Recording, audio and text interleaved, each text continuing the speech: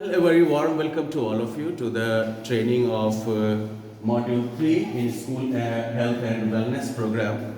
And in Module 3, we are going to focus on interpersonal relationships. Now, what is interpersonal relationship, if I may ask from you?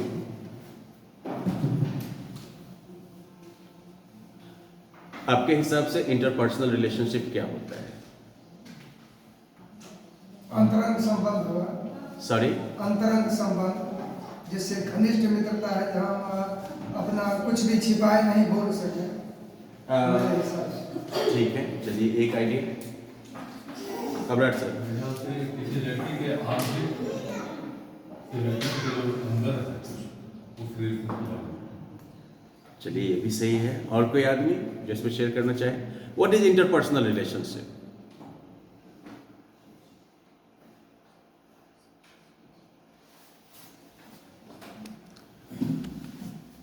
वो आपसे अपेक्षा होता है।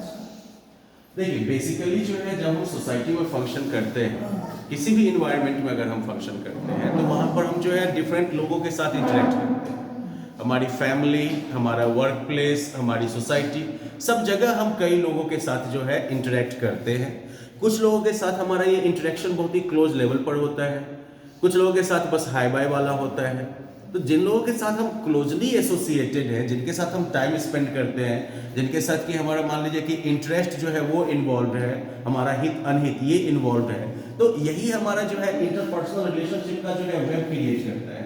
अब interpersonal relationship जो हमारा होता है ये फ्रेंडशिप पर बेस्ड हो सकता है, love, support, regular work interaction, हर एक इन्वायरमेंट में आपका ये रिलेशन बनता है। फॉर एग्जाम्पल, आप सभी यहाँ पर टीचर्स हैं, राइट? अब कभी किसी के यहाँ कुछ फंक्शन होता है तो एक दूसरे को इनवाइट करते हैं। क्यों इनवाइट करते हैं? Because you have a relationship, right? ये वर्क रिलेशनशिप है या जो भी रिलेशनशिप है, लेकिन ये है तो, राइट? और कई बार ये भी देखा गया है कि एक रिलेशनशिप जो होता है उसके कई डायमेंशंस हो सकते हैं। वर्क रिलेशनशिप से हम लोग जो है फैमिली रिलेशनशिप पर पहुंच जाते हैं, है कि नहीं? कि चलिए स्कूल से जो है हमारी जान पहचान हुई और यही जान पहचान जो है हमारे बाहर की दोस्ती में भी जो है तब्दील हो जाती है। कई बार ये भी होता है कि वर्क फैमिली रिलेशन जो है उसी का वर्क प्लेस का दूसरा डायमेंशन हो सकता है। हस्बैंड वाइफ दोनों अगर जॉब कर रहे हैं तो घर के रिलेशन का डायमेंशन अलग होगा, स्कूल के रिलेशन का डायमेंशन जो होगा वो अलग हो जाएगा। इनफैक्ट कई टीचर्स होंगे जिनके कि बच्चे भी स्कूल में पढ़ते हैं, है ना? तो अब ऐसे केस में क्या होता है, घर पर जो है आपका पेरेंट्स और चाइल्ड वाला रिलेशन का डायनेमिक्स है, मदर चाइल्ड, फादर चाइल्ड, ये डायनेमिक्स होगा घर पे। लेकिन स्कूल आने के बाद वो रिलेशन क्या बन जाता है, राइट? तो इस तरीके से देखिए, जो हमारे इंटरपर्सनल ये रिलेशनशिप्स होते हैं, इन रिलेशनशिप्स के मल्टीपल डायमेंशंस हो सकते हैं and it is like an evolving process as well. अभी आपका जिस टाइप का रिलेशन है, गारंटी नहीं है कि वो अगले 2 साल के बाद ऐसा ही रहेगा। Because there is one more aspect to it, कि ये जो इंटरपर्सनल रिलेशनशिप्स हमारे होते हैं, ये रिलेशनशिप्स जो है वो पॉजिटिव भी हो सकते हैं और नेगेटिव भी हो सकते हैं। अब मान लीजिए मेरा एक जो दोस्त है, शाम होने के साथ ही वो दोस्त जो है वो कॉल करना शुरू करता है, कहना चलो ना समोसा खा के आते हैं, समोसा खा के आते हैं। अब हमको पता है कि भैया हमारा जो है फैट का लेवल ज़्यादा है, ट्राइग्लिसराइड जो है बॉडी में ज़्यादा है और ये समोसा जो है वो हमको बहुत नुकसान करने वाला है, लेकिन इसके बावजूद भी क्या करेंगे, खींचे चले जाएंगे क्योंकि वो दोस्त बहुत इंसिस्टेंट है। तो ऐसे केस में जो है, लेकिन हम ये तो कह सकते, तो बेसिकली हम लोग जब इंटरपर्सनल रिलेशनशिप की बात करते हैं तो we have to remember that relationship is also a dynamic entity. कोई भी रिलेशन जो है वो स्टैटिक नहीं होता है। आज अगर मान लीजिए कि हमारी आपकी दोस्ती है तो क्या ये दोस्ती एक जैसी ही रहेगी हर एक दिन? नहीं होगा ये। अगर मान लीजिए कि फैमिली में ही हस्बैंड वाइफ का ही रिलेशन है अगर, तो क्या वो रिलेशन एक जैसा रहता है? It has its ups and downs. Sometimes some relations improve, sometimes some relations get better, sometimes some relations actually get bad, but relations are there nonetheless. ऐसा नहीं है कि रिलेशन गायब हो जाएगा, रिलेशन आपका रहेगा ही रहेगा। भाई है तो भाई है, दोस्त रहा है तो दोस्त रहा है, राइट? हस्बैंड वाइफ है तो हस्बैंड वाइफ है। लेकिन क्या होता है रिलेशन में कि रिलेशन जो होता है वो आपका चेंज होता रहता है, राइट? अब इन रिलेशंस में जो है, मैंने क्या कहा आपको कि रिलेशंस जो है वो 2 टाइप के होंगे, healthy relations and unhealthy relations. there are some relations in which like there is not like much scope to talk. कई रिलेशंस ऐसे होंगे जहां पर कि बातचीत जो होती है वो वन वे होती है. वन वे कम्युनिकेशन समझते हैं ना, बोल दिया तो बोल दिया. नहीं, वो सलमान खान का कौन सा डायलॉग है? बोल दिया तो अपने आप ही नहीं सुना। हाँ, एक बार अगर मैंने कमिटमेंट कर दिया तो फिर जो है मैं खुद की भी नहीं सुनता. अरे भाई, जब खुद की सुनो या ना सुनो, दूसरों की तो सुन लो, तभी ना कम्युनिकेशन हो पाएगा. तो देखिए, यही चीज जो है वो दूसरे जगहों पर भी जो है इम्पैक्ट डालती है, या ये रिलेशन को भी जो है इन्फ्लुएंस करती है. तो इस मॉड्यूल में हम लोग बेसिकली ये सीखेंगे कि किसी भी रिलेशनशिप को प्रॉपरली जो है मैनेज करने के लिए, किसी भी रिलेशनशिप को कंटिन्यू करने के लिए हमें किन स्किल्स की ज़रूरत है, हमें किन एस्पेक्ट्स पर, किन पहलुओं पर ध्यान देना चाहिए, ये भी हम लोग जो है इसी सेशन में जानेंगे. ओके, तो चलिए बेसिकली आप लोग पहले इस एक बार वीडियो को ध्यान से देख लीजिए आप लोग, ठीक है ना, और फिर उसके बाद जो है हम लोग इस पर डिस्कस करेंगे आगे. लोग लड़कियों को क्यों पढ़ाते हैं? क्या हुआ दादी? मैं अगले सप्ताह होने वाली वाद विवाद प्रतियोगिता के लिए पढ़ रही हूँ. ओह, यानी तुम्हें स्कूल भेजना पर्याप्त नहीं था? अब हम लड़कियों को पलटकर जवाब देना भी सिखा रहे हैं। इससे तो हमारा समय कहीं बेहतर था। लड़कियों की जल्दी शादी कर दी जाती थी और वे खाना पकाना, साफ सफाई जैसे काम संभालती थी। हमें दिव्या की शादी के लिए लड़का देखना चाहिए। अभी वो बच्ची है माँ, मैं अपने बच्चों को जब तक वे चाहे तब तक पढ़ने दूंगी। वो ज्यादा पढ़ लेगी तो उसकी शादी के लिए लड़का तलाशना मुश्किल हो जाएगा। नहीं माँ, यदि दिव्या पढ़ लेगी तो वो खुद कोई व्यवसाय या पेशा चुन लेगी। वो डॉक्टर या टीचर या जो चाहे बन सकती है माँ। आपको पता है, आज भी कई देशों में महिलाएं राष्ट्रपति और प्रधानमंत्री हैं और फिर धीरे धीरे हमारा समाज भी बदल रहा है। और इन दिनों लोग चाहते हैं कि उनके पढ़े लिखे जीवन साथी हो। गर्म हो चुका है, हटा दीजिए, धुआं फैलता जा रहा है थोड़ा थोड़ा. स्मोक कर रहे हैं ना, हाँ, हटवा ही दीजिए, ठीक है. और थोड़ी पुराने विचारों की है, लेकिन वो तुमसे बहुत प्यार करती है। माँ, आप तो जानती हो कि जब दादी मेरी पढ़ाई पर और घर के कामों में हाथ न बटाने पर ताने देती हैं तो मुझे बुरा लगता है. दिव्या, दुखी मत होना, मैं हमेशा तुम्हारे साथ हूँ और घर के सारे काम मैं संभाल लूंगी। धन्यवाद मेरी प्यारी माँ. मेरा वादा है माँ, तुम्हें मुझ पर गर्व होगा. तुम्हें पता है आर्यन, मुझे कई बार ऐसा लगता है कि मानो लड़कियों का जन्म केवल संघर्ष करने और घर का काम करने के लिए ही होता है. ऐसा क्यों कह रही हो दिव्या? मेरी दादी नहीं चाहती कि मैं पढ़ाई करूं. वो तो चाहती है कि मेरी शादी हो जाए. उनकी सोच बहुत रूढ़िवादी एवं सीमित है. वे चाहती है कि लड़कियां केवल चूल्हा चौका करें और घर से बाहर कदम न रखें. दिव्या, तुम क्यों परेशान होती हो? चलो हम कक्षा में चलते हैं। दिव्या, हमारा कानून भी लड़कियों को 18 वर्ष से कम उम्र में शादी करने की अनुमति नहीं देता। यही तो मेरी माँ भी कहती हैं. वे हमेशा मुझे पढ़ाई करने और प्रतियोगिताओं में भाग लेने के लिए प्रोत्साहित करती हैं.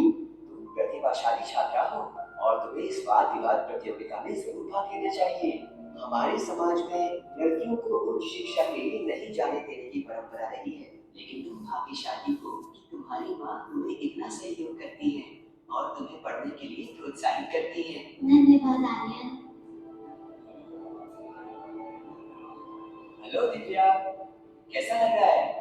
कल जो तुमने मुझे प्रेरित किया उसके लिए धन्यवाद. सचमुच तुम्हारी बातों का फायदा हुआ और मैं शांत मन से तैयारी कर पाई. ये सुनकर मुझे अच्छा लगा। प्रतियोगिता के लिए ऑल द बेस्ट। धन्यवाद आर्यन.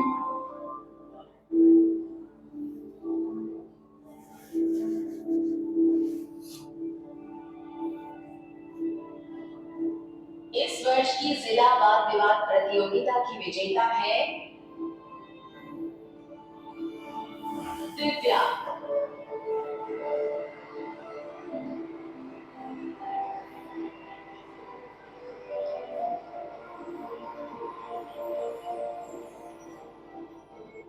अच्छी शिक्षा होने के कारण दिव्या इतनी जागरूक और आत्मविश्वास से भरपूर होकर बोली, दिव्या, हम तुम्हें 3 साल के लिए स्कॉलरशिप और पुरस्कार के रूप में लैपटॉप देंगे। लड़के और लड़कियां दोनों की पढ़ाई में सहयोग देना जरूरी है ताकि दोनों को समान अवसर मिले। हमारे साथ इस समारोह में शामिल होने के लिए धन्यवाद। बधाई हो दिव्या। धन्यवाद दादी। मैं पढ़ी लिखी नहीं हूँ, लेकिन अब पढ़ाई का महत्व समझ गई। मुझे तुम पर गर्व है बेटा। सभी इंसान के शारीरिक और भावनात्मक समग्र विकास में एक दूसरे से परस्पर संबंध का बहुत महत्व है। एक दूसरे की भावना पर ध्यान देना, सुनना और पूछना जरूरी है। ये कौशल हमें हमारे आसपास के लोगों, दोस्त, भाई बहन, माता पिता या शिक्षक जो भी हो, सबके साथ सकारात्मक संबंध बनाकर रखने की क्षमता देती है। हमें दूसरों के प्रति सहानुभूति होती है और भावनात्मक संबंध बनता है। इसके बाद हम उनकी जरूरतों को लेकर अधिक संवेदनशील होते हैं और इससे हमारे बीच अटूट संबंध बनता है। तो वेल टीचर्स, इस वीडियो में, इस मॉड्यूल में क्या कवर होने वाला है, इसका एक कंप्लीट ओवरव्यू हमने देख लिया। अब एक बार बताइए कि दिव्या और उसके दादी के बीच का रिलेशन शुरू से लेके लास्ट तक में क्या बदलता है या सेम रहता है? बदल जाता है। दिव्या की जब अपने दादी से बात होती है, उसके बाद दिव्या की बात किससे होती है? पहले अपनी माँ से होती है। अब अगर माँ का रोल वहां पर जो है नहीं होता है या दोस्त का रोल नहीं होता, तो दिव्या और उसके दादी के रिलेशनशिप का डायनेमिक्स क्या बदल पाता? या अगर दादी के बाद अगर माँ वहां पर नहीं मौजूद होती, तो दिव्या को कैसा फील होता वहां पर? दादी ने तो सुना दिया, दादी के सुनाने के बाद माँ जो है उसे सांत्वना देती है, दादी के प्रति भी उसके मन में जो है कुछ पॉजिटिव बातें डालती है कि दादी loves you, she is like orthodox, she is thinking in the old ways, but still she loves you. तो ये बात वो इम्प्रेस करती है। तो अगर वो कन्वर्सेशन नहीं हुआ होता माँ और दिव्या के बीच में, तो उस केस में दोनों का रिलेशन कैसा होता या दिव्या का माइंडसेट कैसा होता?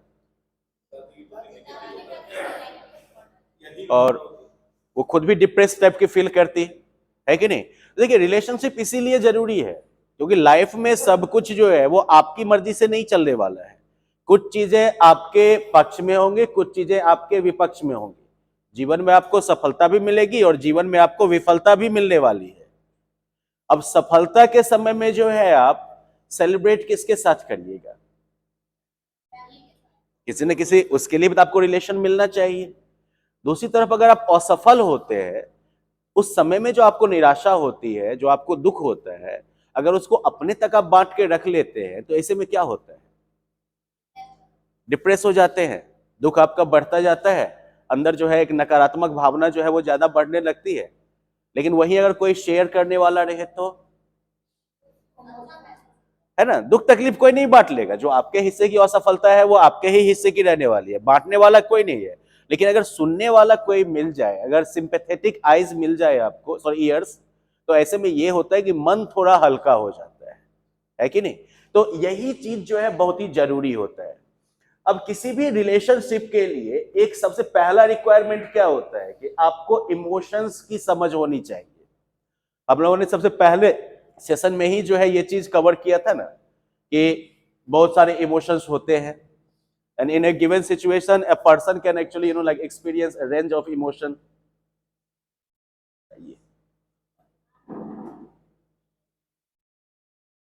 A person can like experience a range of emotions. तब किसी भी सिचुएशन में अगला कैसा फील कर रहा है, अगले को कैसा महसूस हो रहा है, ये अंडरस्टैंडिंग हमारे पास होनी चाहिए। आप में से किसी ने बिग बैंग थ्योरी शो देखा है? एक शो आता था बिग बैंग थ्योरी करके, जिसमें कि एक बहुत ही ब्रिलियंट साइंटिस्ट होता है, शेल्डन कूपर। उसका दिमाग बहुत तेज है, ही हैज आइडेंटिक मेमोरी। तो बेसिकली जो एक बार वो देख लिया वो उसको याद रह गया। साइंस में वो गिफ्टेड है, सब कुछ बहुत अच्छा है, लेकिन प्रॉब्लम एक ही है, उसकी इमोशनल जो अंडरस्टैंडिंग है, जिसे EQ भी कहते हैं, वो 0 है। तो हो सकता है कि गिवन सिचुएशन में अगला जो है वो दुखी होगा, परेशान होगा, शेल्डन को इससे कोई फर्क जो है वो नहीं पड़ता है। अब ऑफ कोर्स शेल्डन के केस में प्रॉब्लम इस वजह से क्या होता है, तो उसके दोस्त बहुत कम हैं, ज्यादातर लोग जो है उसे ऑब्नॉक्सियस मानते हैं, difficult like hard to tolerate मानते हैं। लेकिन हाँ, कुछ दोस्त उसके भी बन गए हैं। वो दोस्त क्यों बन गए हैं? क्योंकि उन दोस्तों को पता है कि ये ऐसा ही है, ये इसका जो है एक हैंडीकैप है, ये इसका लिमिटेशन है, इसको ये खत्म नहीं कर सकता है, इसलिए उन्होंने उस फॉर्म में उसको एक्सेप्ट कर लिया है। तो ये जो फ्रेंडशिप आपका होगा, इसके लिए की रिक्वायरमेंट होता है that we have like we understand others emotions and we understand them well.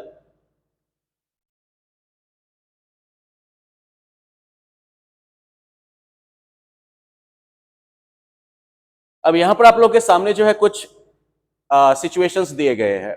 The first is Reena and Pintu came home late after playing. Reena और पिंटू जो है लेट से घर आते हैं खेलने के बाद। जैसे ही वो घर घुसते हैं, डैड जो है वो रीना से पूछते हैं कि क्या टाइम हो गया है? 100 बार तुमको बताया है ना कि अंधेरा होने से पहले घर आ जाओ।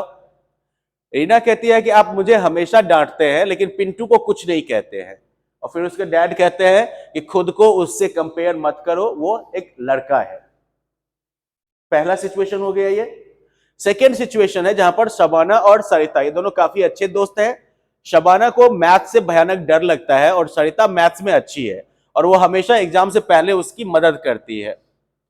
सेम चीज जो है उनके मिड टर्म एग्जाम से पहले भी होता है, जहां पर कि सरिता जो है वो मैथ्स में हेल्प करेगी। जब रिजल्ट आता है तो शबाना जो है वो सरिता से ज्यादा स्कोर कर लेती है और काफी ज्यादा स्कोर कर लेती है। सिचुएशन समझ गए कि दोनों दोस्त हैं, एक मैथ्स में थोड़ा कमजोर है, दूसरा मैथ्स में जो है काफी बढ़िया है। तो दूसरी दोस्त जो है वो पहले दोस्त की मदद करती है एग्जाम सबके टाइम में। लेकिन जब रिजल्ट आता है तो इनफैक्ट जो कमजोर दोस्त थी वही काफी ज्यादा नंबर ले आती है उस दोस्त की तुलना में जो ज्यादा होशियार थी। Now let's check out the next situation.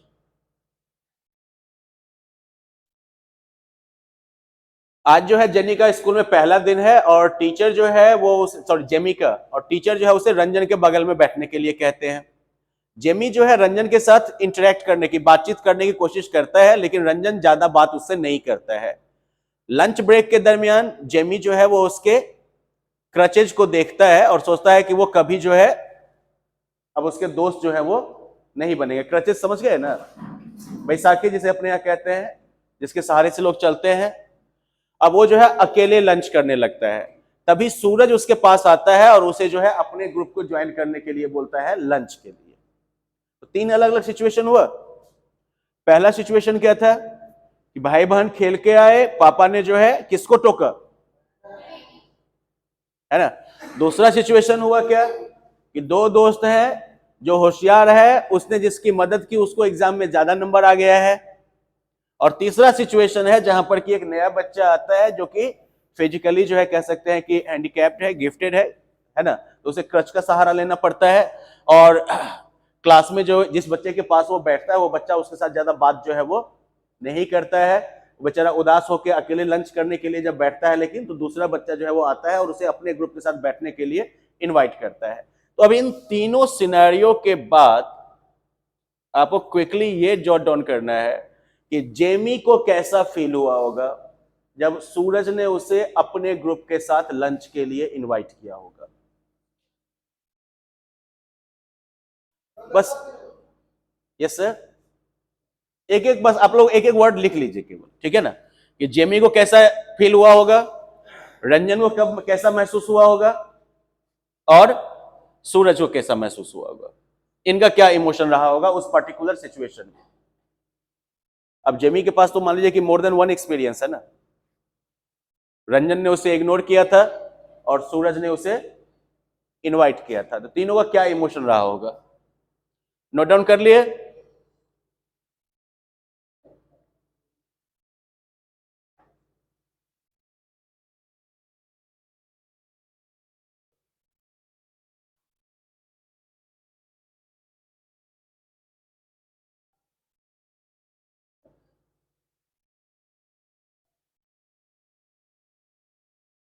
अब पहली स्टोरी में जो है सिस्टर जो थी या बच्ची जो थी उसको कैसा महसूस हुआ होगा, सॉरी बुरा लगा होगा। क्यों बुरा लगा उसे?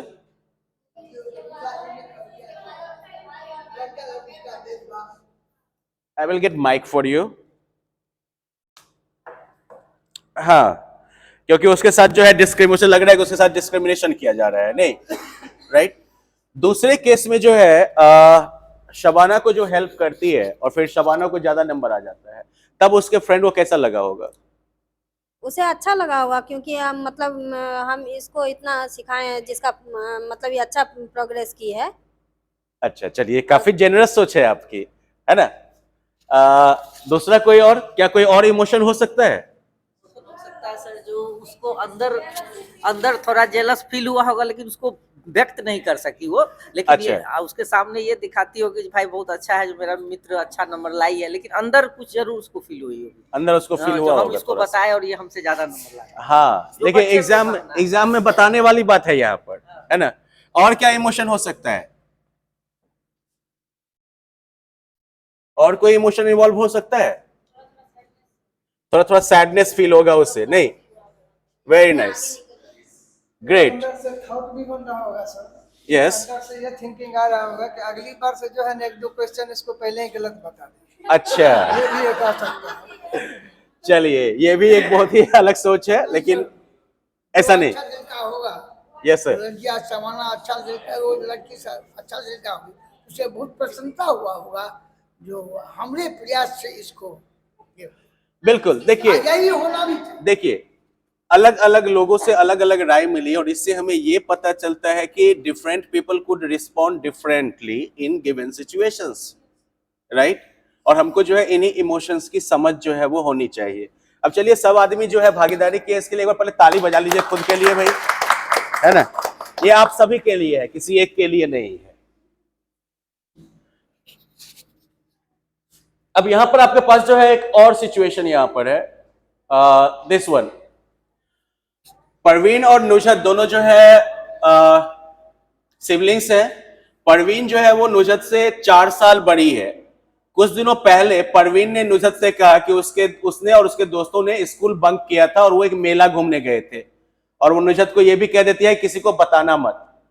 किसी तरह से अम्मी को जो है इसका अंदाजा हो जाता है और वो नुजहत से पूछती है कि तुम्हें कुछ पता है इसके बारे में। और जब अम्मी कुछ ज्यादा ही क्वेश्चन पूछती है तो नुजहत जो है वो सच्चाई बता देती है, जिसे कहते हैं पोल खोल देना। दूसरा हुआ बलविंदर भाई साहब जो है वो बस स्टॉप पर लंबी लाइन लगी है, उसमें वो वेट कर रहे हैं। अब जैसे ही बस पास आती है स्टॉप के तो लोग जो है उस पर चढ़ना शुरू कर देते हैं। जैसे ही बलविंदर बस पर चढ़ने वाला होता है, एक लड़का दौड़ता हुआ आता है लाइन तोड़ के, बलविंदर को साइड पुश करके और बस में जो है वो चढ़ जाता है। बलविंदर जो है वो गिर जाता है और उसकी बस भी जो है वो छूट जाती है। अब पहले वाले केस में एक बात बताइए कि जब नुजहत ने अम्मी को सब कुछ बता दिया होगा तो डेफिनेटली अम्मी ने अगली क्लास किसकी ली होगी? परवीन की। Very good. तो फिर ऐसे में जो है परवीन को कैसा महसूस हुआ होगा? चलिए, गुस्सा वाले कौन कौन है? अच्छा, पोल खोलने पर गुस्सा आया होगा, बताइए मैम। क्यों गुस्सा आएगा उसको? बताइए बताइए। सर गुस्सा इसलिए आया होगा, जो वो मना की थी जो डोंट शेयर, फिर भी वो शेयर कर दी, पोल खोल दी, इसीलिए। मतलब वो बेचारी मार वार खा लेती लेकिन फिर भी उसको बताना नहीं उसके अकॉर्डिंग, वो उसके बड़ी अकॉर्डिंग बहन के अकॉर्डिंग। नहीं। चलिए ठीक है। और ये बताइए कि अगर परवीन को गुस्सा आया होगा तो ऐसे में नुजहत को क्या लगा होगा?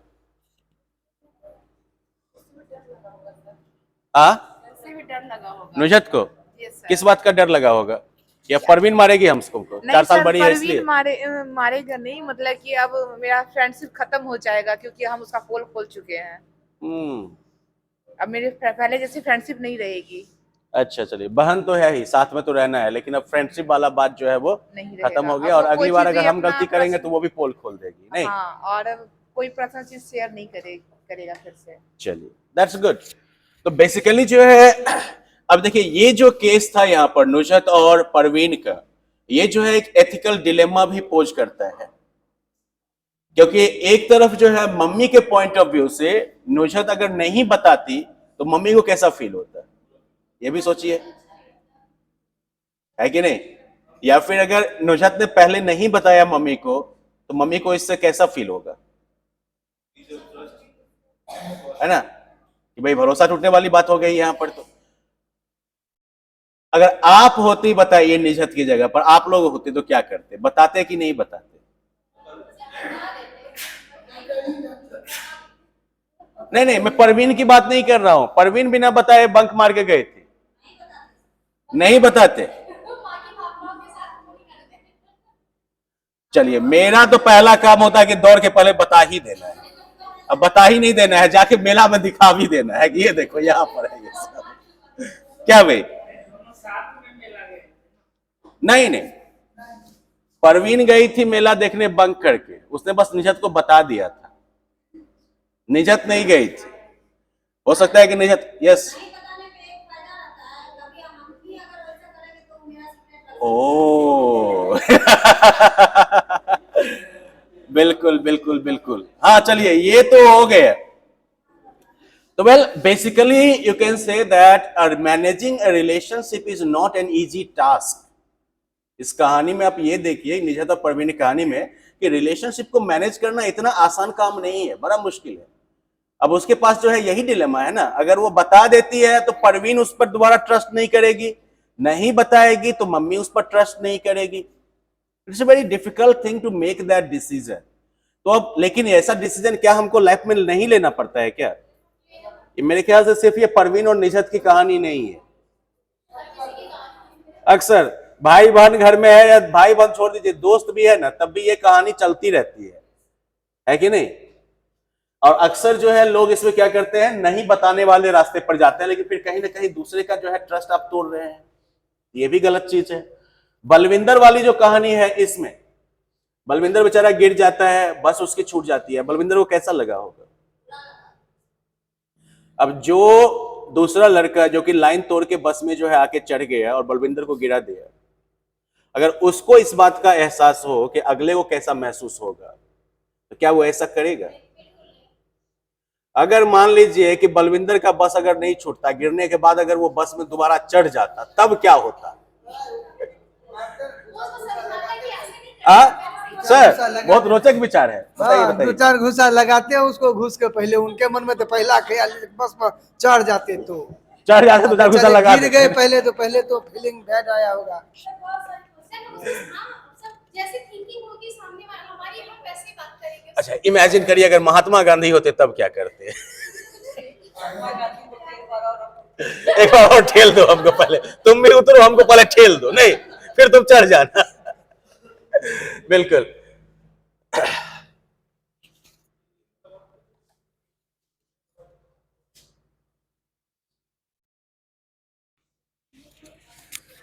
अब देखिए लाइक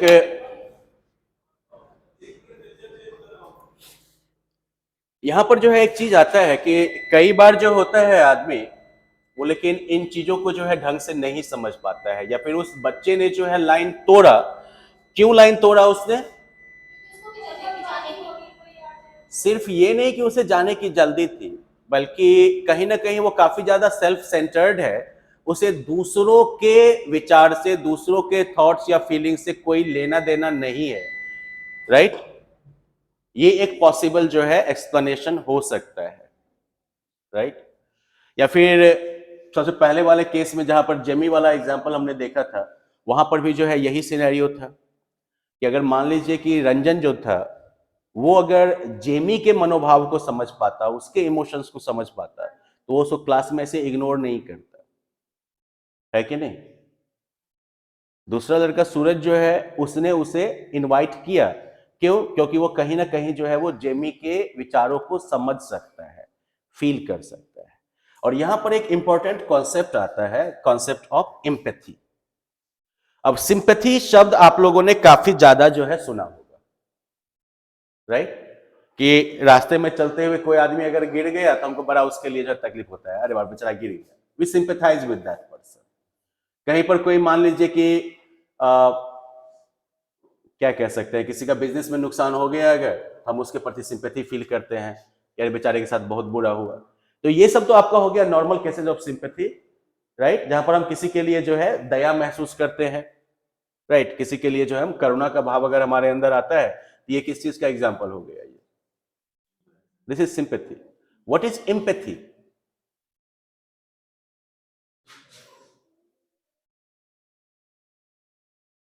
चलो सर, एम्पैथी क्या होता है?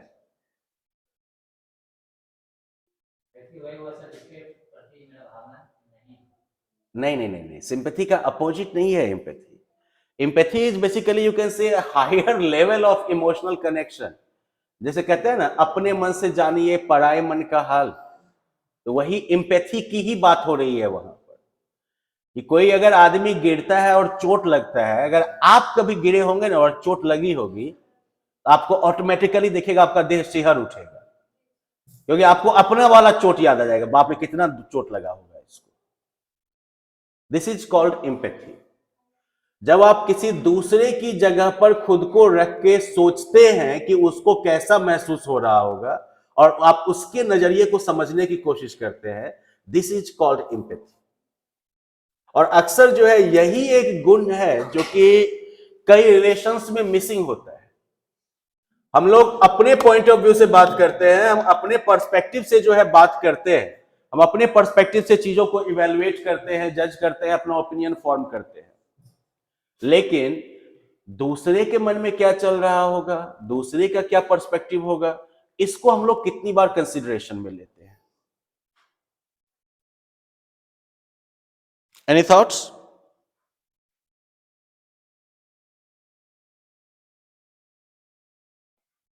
आप सब अपने अपने जो है लाइफ पर रिफ्लेक्ट करके ये बता सकते हैं कि हम लोग दूसरे के फीलिंग्स, थॉट्स वगैरह को कितनी बार कंसिडरेशन में लेते हैं जब हम अपने इमोशंस को व्यक्त करते हैं, जब हम अपने थॉट्स को व्यक्त करते हैं। अब देखिए, यहीं पर एक इंपॉर्टेंट चीज आ जाता है, something that is not present in this module but I would like to touch it nonetheless. Power dynamics.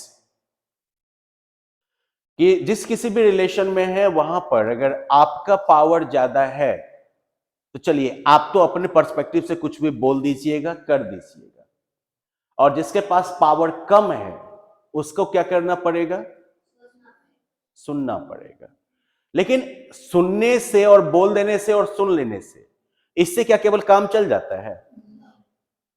नहीं चलता है ना कहीं जो है ऑर्डर या डिक्टेट तो पास हो रहा है, लेकिन रिलेशन जो है वो आपका क्या हो रहा है? कमजोर हो रहा है। So this is why like when we are like talking about relationships, तो इसमें एक इंपॉर्टेंट जो क्वालिटी हमको डेवलप करना होता है, this is the quality of empathy. और एम्पैथी जो है ये भी एक स्किल है, ये भी एक एबिलिटी है। जैसे आप लोग एक्सरसाइज करके मसल्स बनाते हैं ना, राइट, या फिर प्रैक्टिस करके बढ़िया पेंटर बनते हैं ना, वैसे ही एम्पैथाइज करने के लिए भी आपको खुद को प्रिपेयर करना होता है।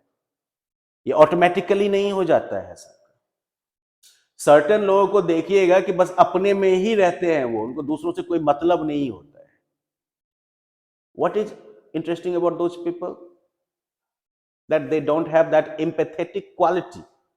उनमें जो है एम्पैथाइज करने की एबिलिटी जो है वो नहीं है, इसीलिए उनकी दुनिया उनके नाक के नीचे ही शुरू होती है और खत्म हो जाती है। लेकिन अच्छा रिलेशन बनाने के लिए आपको क्या करना पड़ता है?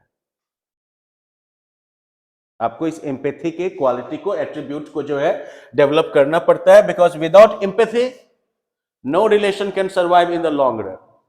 जब तक हम अपने रिलेशन में इन्वॉल्व लोगों के फीलिंग्स को, थॉट्स को सही से नहीं समझ पाएंगे, तब तक जो है वो पॉसिबल नहीं है।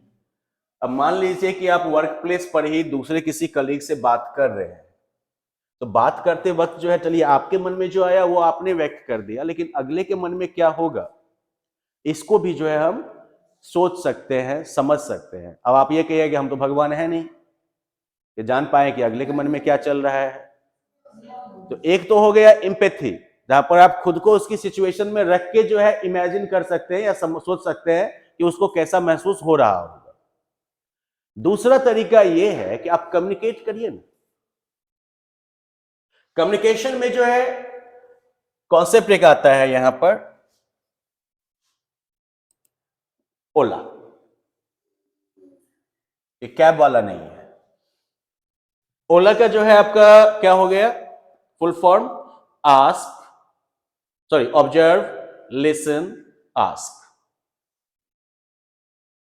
पहले जो है, चलिए आपके किसी कलीग से ही आपको अगर बात करनी है, या उसके साथ ही उसको ही समझना है, तो पहले क्या करिएगा, ऑब्जर्व करिएगा उनको। आप वो क्या कह रहे हैं, ऑब्जर्व करने में आप क्या कर रहे हैं, तो जो non verbal aspect of communication है, चेहरा का हाव भाव कैसा है, शरीर का हाव भाव कैसा है, ये सब आप क्या करते हैं, ऑब्जर्व करते हैं।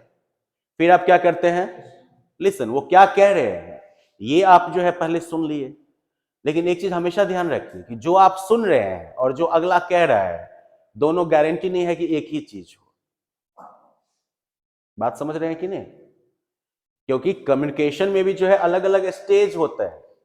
वो जो है इनकोड करते हैं शब्दों में अपने बातों को। अब उनके पास जो कोड अवेलेबल होगा उसी मुताबिक ना उसको वो फ्रेज करेंगे। बात समझ रहे हैं कि नहीं? जिसके पास जो भाषा उपलब्ध होगी उसी मुताबिक वो अपनी भावनाओं को व्यक्त करेगा। तो हो सकता है कि उसके इनकोडिंग का जो वो कोड यूज किया है वो अलग है, और इधर डिकोड करते वक्त आप जो कोड यूज कर रहे हैं वो कोड जो है वो डिफरेंट है। तो वो जो बोला वो चीज आप नहीं सुनी। हो सकता है कि वो जो बोला आप उससे डिफरेंट कुछ सुन लिए। There is something called implication and there is something called inference, कि वो इंप्लाई क्या करना चाहता है और आप इन्फर क्या कर रहे हैं, वो कहना क्या चाहता है और आप समझ क्या रहे हैं। मेरे ख्याल से जो है 3 इडियट्स में ही था ना ये एक डायलॉग, अरे भाई कहना क्या चाहते हो, है ये नहीं? तो यही चीज है, हमें भी ये पूछने की जरूरत पड़ती है कभी कभी। लेकिन हम ये नहीं पूछेंगे कि अरे भाई कहना क्या चाहते हो। हम जो है जो हमको समझ में आया वो चीज हम उसको एक बार दोहरा के बता देंगे। अच्छा चलिए आप ये कहना चाहते हैं, अगर वो यही कहना चाहता होगा तो वो कंफर्म कर देगा कि हाँ हम यही कहना चाहते हैं। अगर उसको उस मैसेज में कुछ जो है एडिट करना होगा तो अगला पर्सन आपको बता देगा कि नहीं हम ऐसा नहीं, हम ऐसा कहना चाह रहे हैं। बात समझे कि नहीं? कि कभी भी कम्युनिकेशन में हम सिर्फ शब्दों को ना देखें, जो नॉन वर्बल क्यूज हैं उसको भी देखें कि चेहरे का हाव भाव, बॉडी लैंग्वेज वगैरह सब कैसा है कि नहीं? कोई भी स्टेटमेंट अगर ऐसे करके बोला गया तो वो अलग है, और ऐसे करके बोला गया तो अलग है, ऐसे करके बोला गया तो अलग है। बॉडी लैंग्वेज भी तो रोल प्ले करता है ना कम्युनिकेशन में। शब्द जो आपने कह दिया है उस शब्द को अगला किस तरीके से समझेगा ये आपके कंट्रोल में 100% नहीं होता है, क्योंकि आपके पास जो अवेलेबल शब्द है उसके जरिए आपने अपने मैसेज को तो बता दिया, अगले के पास क्या शब्द है उस मुताबिक ना वो उसका मतलब समझेगा, राइट? अब एक आपको सिंपल सा उदाहरण मैं बता देता हूं कि बहुत सारे बच्चे ऐसे आते हैं जो कि आपको बोलेंगे कि मेरा पप्पा बोला। नहीं नहीं, पप्पा बोला तो छोड़ दीजिए, टीचर के बारे में बोलते हैं कि फल्ला सर बोला। अब देखिए स्टैंडर्ड हिंदी में हम लोग क्या करते हैं यहाँ पर कि आदर सूचक शब्दों में जो है हम बहुवचन जो है क्रिया का प्रयोग करते हैं। तो हम एक्सपेक्ट करते हैं कि बच्चा आदर अगर देगा तो क्या बोलेगा कि सर बोले, लेकिन बच्चा क्या बोल रहा है। लेकिन इसका ये मतलब नहीं है कि वो बच्चा वाकई टीचर का डिसरिस्पेक्ट कर रहा है। जो उसके पास जो कोडिंग सिस्टम अवेलेबल है उसमें बोला और बोले नहीं होता है, उसमें क्या होता है, बोला ही होता है। लेकिन नहीं, अंग्रेजी वाला हिसाब किताब है। तो हमको वहां पर क्या करना पड़ेगा, पूछना पड़ेगा कि रे बेटा टीचर के बारे में ऐसे बोलते हो, है ना? बोलेगा नहीं नहीं सर हम ऐसा कहां बोल रहे थे। समझे नहीं? कई बार ऐसा होता है ऑफिस में कि आपके टीचर से संबंधित ही कोई मसला बच्चा लेके आता है और बिल्कुल बताए फल्ला सर बोला हमको। कान में सुनने में खराब लगेगा। अब अगर उसी पर हम गुस्सा होकर जो है उसको पनिशमेंट दे दें कि चलो तुम क्लास से बाहर हो गया, ये हो गया, वो हो गया, तो कहीं ना कहीं गड़बड़ी हो गई है, क्योंकि कम्युनिकेशन प्रॉपर्ली नहीं हुआ। वो बच्चा शायद डिसरिस्पेक्ट नहीं दिखाना चाहता था, लेकिन इसके बावजूद भी जो है वो ढंग से अपने मैसेज को कोड नहीं कर पाया था। That is why like we have to follow this cycle, observe, listen, ask. अगर उसने मान लिया कि हाँ बिल्कुल ऐसा ही उसका कहने का मतलब था तो बहुत बढ़िया, अगला बात करेंगे। फिर नहीं तो चलो फिर और क्या कहना चाहते हो, उसमें फर्दर क्या क्लैरिफाई करना चाहते हो, that is something we will check out. और हाँ, जब अगला कुछ कह रहा होता है तो कई बार क्या होता है, हमारे चेहरे का एक्सप्रेशन बिल्कुल प्लेन हो जाता है। आप बोल रहे हैं और हम ऐसे करके सुन रहे हैं, या आप बोल रहे हैं हम चुपचाप ऐसे करके सुन रहे हैं।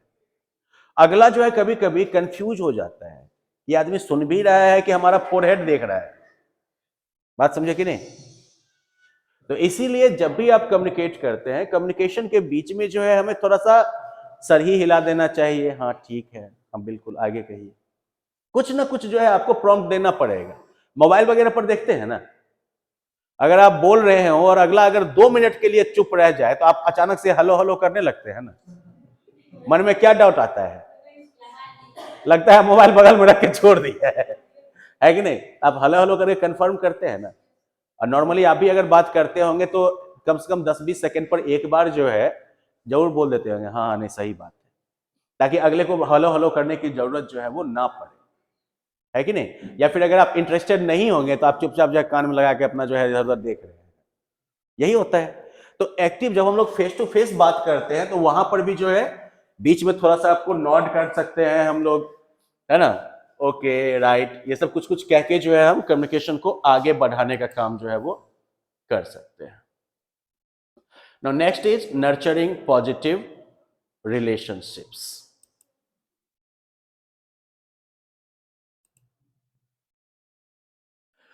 अब देखिए आप सभी के लाइफ में ढेर सारे रिलेशंस हैं, राइट? अब आपको क्या करना है, तो आपके सामने एक पेज है कि नहीं आज, तो सेंटर में आप खुद को रखिए और ज्यादा नहीं, टोटल जो है आप 7 स्कोप्स निकालिए, उस स्पोक्स निकालिए उसमें से, और 7 रिलेशन कोई अपना आप मेंटेन करिए, उसमें मेंशन करिए। It can be brother, sister, you know, फल्ला फ्रेंड, चिल्ला फ्रेंड, कलीग, ठीक है?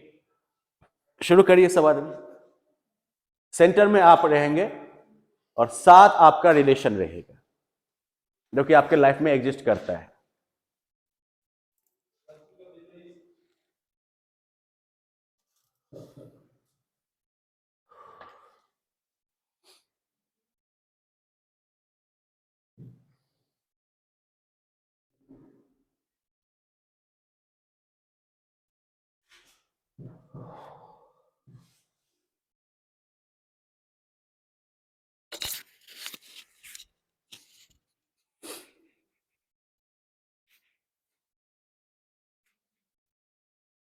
सात है तो बहुत ज्यादा ऑप्शन है।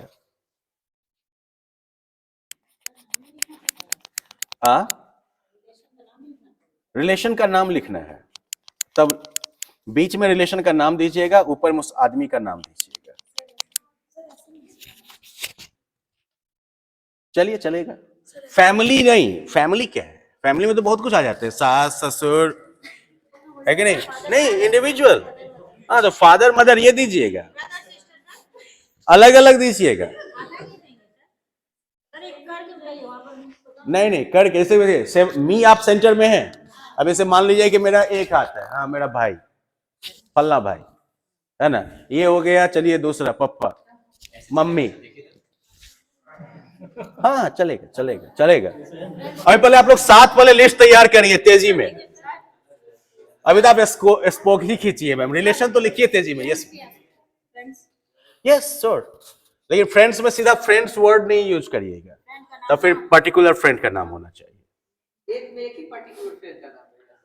हाँ एक में एक ही लिखेंगे फ्रेंड का नाम। हाँ, आपके लिए ऑफर दिए, आप 2 का नाम लिख सकते हैं। And it has no other meaning, and it has no extra meaning.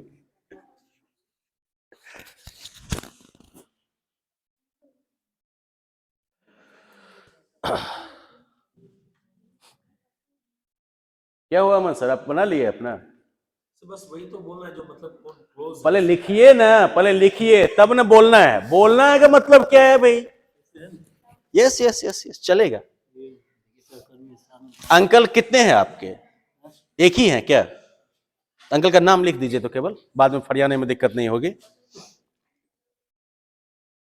अरे वाह वाह वाह वाह वाह वाह वाह वाह, फोकस हम देख रहे हैं सर। 7 हो गया केदार जी?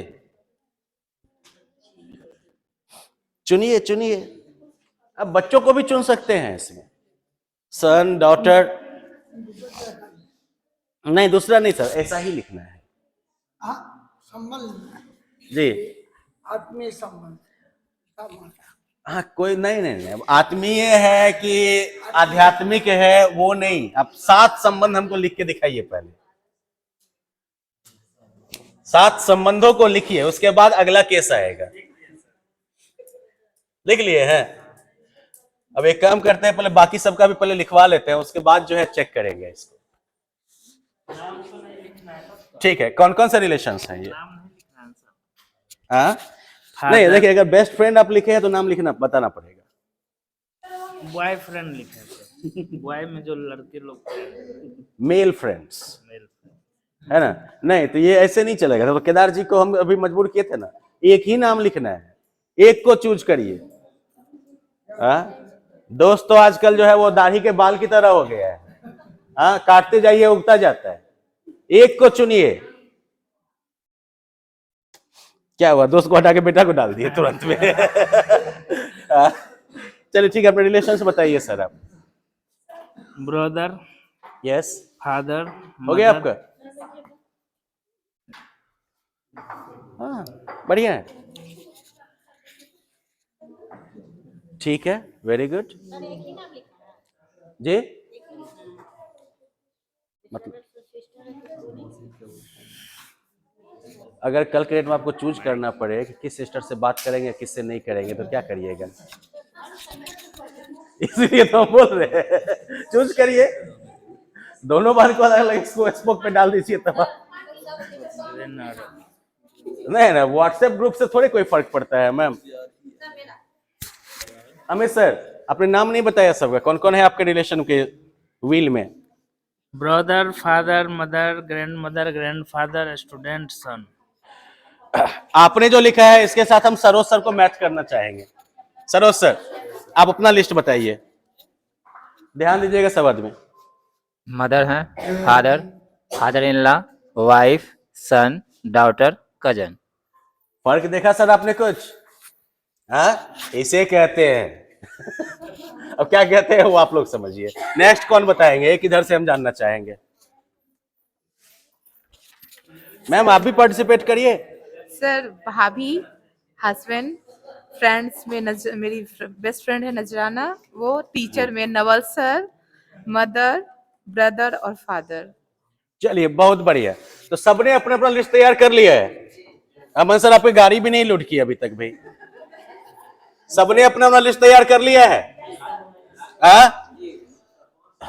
एक गोपी सर क्या कर रहे हैं? दूसरा पहिया तैयार कर रहे हैं। नहीं, स्टेपनी व्हील भी रखिएगा। हाँ, कि एक पंक्चर होगा तो दूसरा तैयार करेंगे। सर आपका तैयार हो गया? फ्रेंड में नाम देना पड़ेगा, बताइए। सब पढ़ दे। Father, mother, brother Saddam Hussain, sister Rifat Anwar, friend Syed Iqbal Akhtar, colleague में अमीर चौधरी, कजिन मिराज अनवर। बहुत बढ़िया। अब देखिए ऐसा है कि भाई एपोकैलिप्स की सिचुएशन है और आपके पास जो है इतना ही है सामर्थ्य कि आप 3 को ही मेंटेन कर पाइएगा, 4 को छोड़ना है। तो 3 सबसे इंपॉर्टेंट वाला कौन है उसको आप पिक करिए इस 7 में से। इसलिए पहले बोले थे हम इंडिविजुअली पिक करना है आपको। हाँ, 3 इंपॉर्टेंट के आगे में जो है कैपिटल लेटर में आई लिख दीजिए केवल आप, जो 3 सबसे इंपॉर्टेंट है। हाँ, कैपिटल लेटर का आई, ताकि समझ जाए ना कि वो इंपॉर्टेंट है। इसलिए मैंने कहा था ना कि नाम अलग अलग कर दीजिए। हो गया, बहुत तुरंत में हो गया तैयार नहीं? ठीक है, चलिए किस किस को छांटा आपने? मदर, आंट, भाभी, कजिन। अच्छा, मदर, आंट, भाभी, कजिन चारों को छांट दिया। नहीं, वेरी नाइस। यस सरिता मैम। हस्बैंड को छांट दिए हैं? नहीं, आई मत छांटना है सर। नहीं, आई मतलब इंक्लूड करना है। इंक्लूड हस्बैंड, सन, यस, हाँ, and father in law and mother in law. नहीं, कॉम्बो पैक नहीं, एक ही। Father and mother. Father and mother, law वाले को छोड़ देते हैं पहले। अरे नहीं, वो नहीं चलेगा। मैंने क्या कहा, प्रायोरिटी सेट करना है आपको। केदार जी आपके साथ ट्रिकी केस है थोड़ा सा। आपका 2 ऑप्शन एक में ही चला जाएगा, है कि नहीं? ऑप्शन लिख के रखिए। Very nice.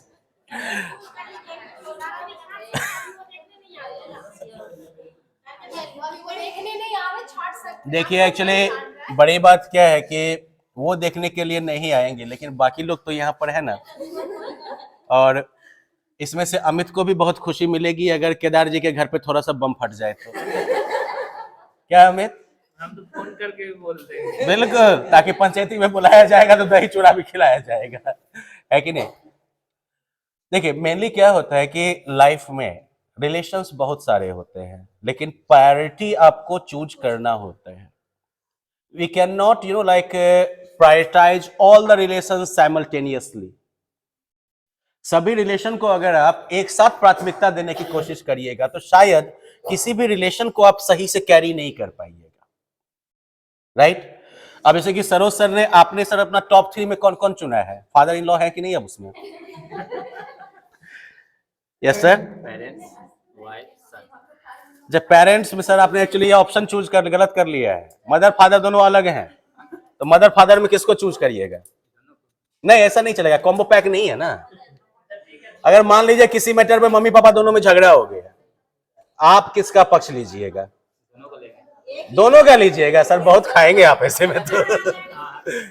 Yes, sorry, you agree with him कि दोनों का पक्ष ले लेंगे? Is it possible? एक चीज जान लीजिए कि पंचायती में जो पंच दोनों पक्ष का जो है बात मान लेता है, उस पंच का क्या होता है जानते हैं कि नहीं? सोच लीजिए सर, हम कहेंगे नहीं, बाकी सब ज्ञानी है। ठीक है ना? हम जो है बताएंगे नहीं, आप लोग समझ लीजिए।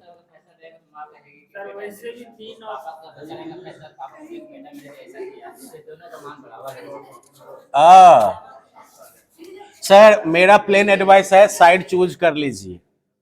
साइड इसलिए चूज कर लीजिए क्योंकि कल के डेट में मम्मी पापा दोनों एक ही होंगे और दोनों समझ जाएंगे कि धोखेबाज है।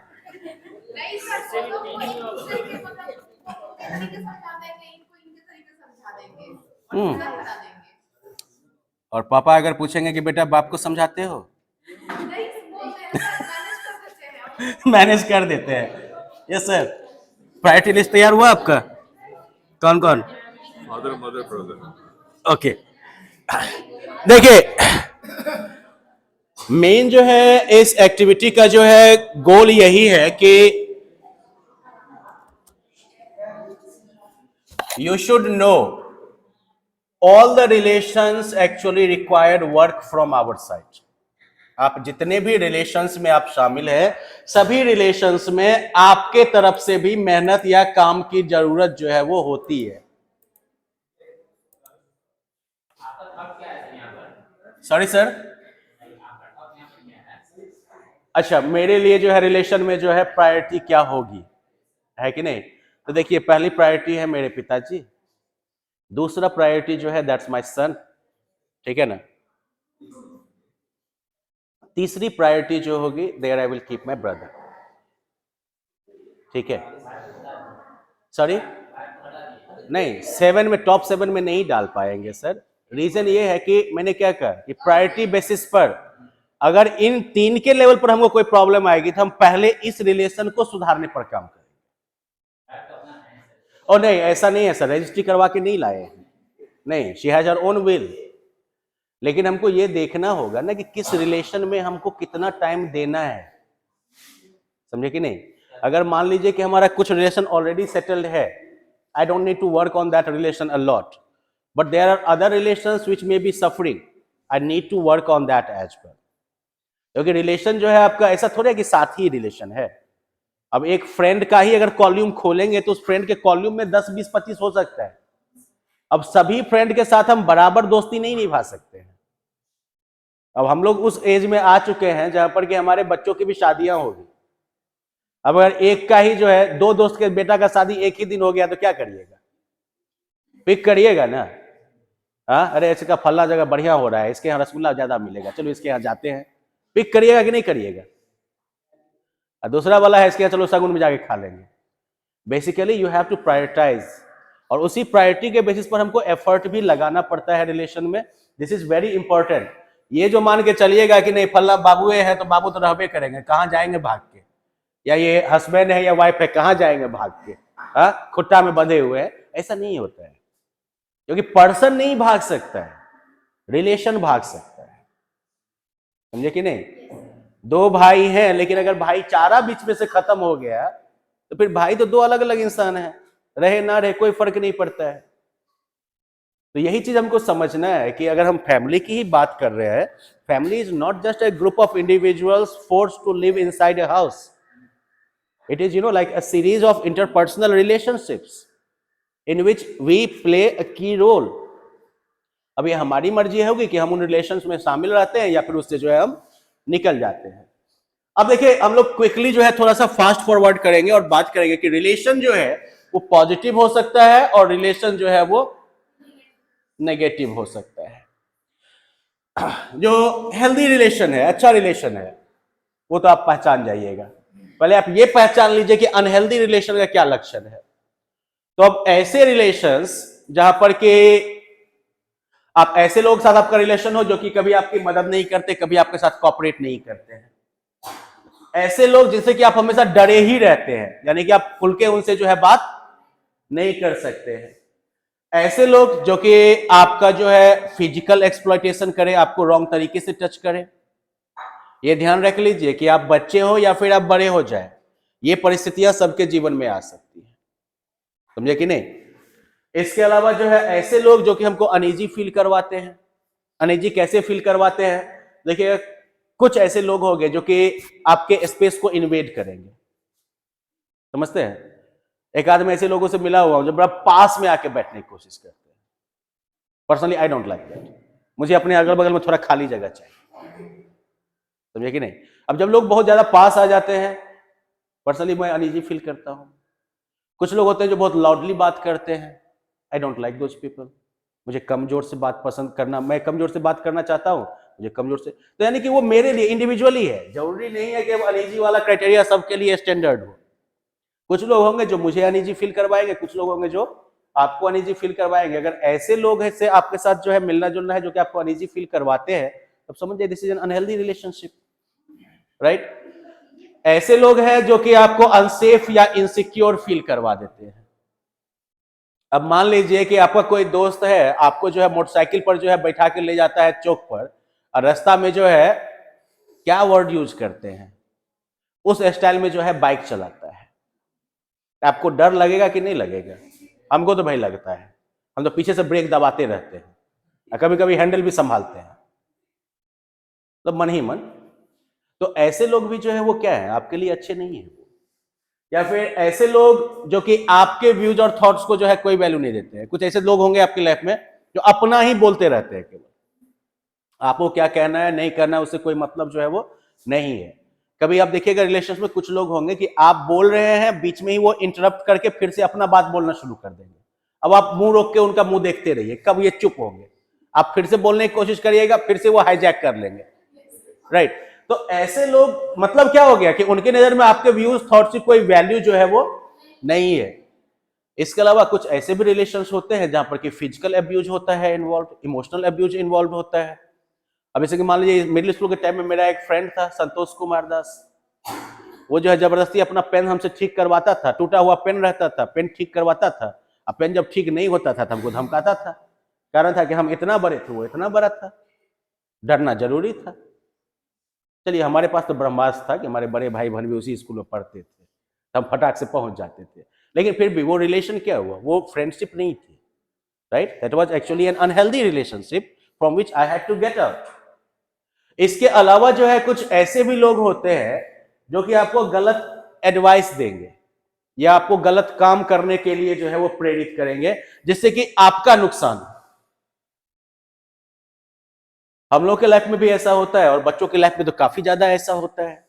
तो हमें बच्चों को जो है ये कैरेक्टरिस्टिक जो है अनहेल्दी रिलेशनशिप का हमें भी समझना चाहिए, और साथ ही साथ ये किसे समझाना है, हमें बच्चों को समझाना है. अनहेल्दी रिलेशंस में अगर आप रहेंगे तो लाइक जैसे कि डर, ह्यूमिलिएशन, प्रेशर, राइट, ये सब चीज आप लोगों को आपको अक्सर फील होगा.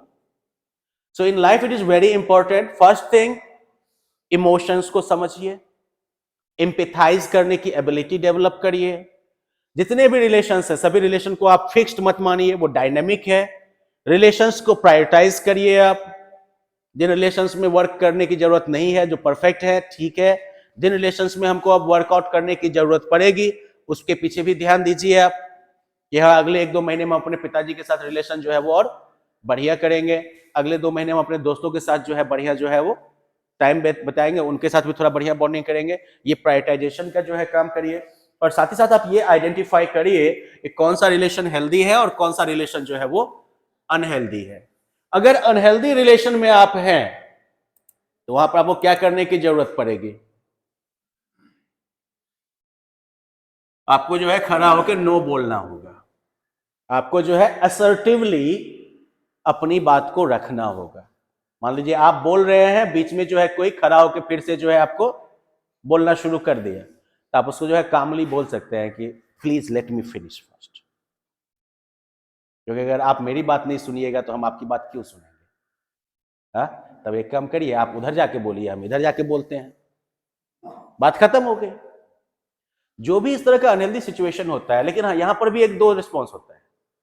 अब मान लीजिए कि अब अगला जो है वो आपकी बात को टोक दिया, तो आप बोलेगा चुप, अभी हम बोल रहे हैं ना, ये भी सही नहीं है। असर्टिव होने का मतलब जो है एग्रेशन नहीं होता है। यस,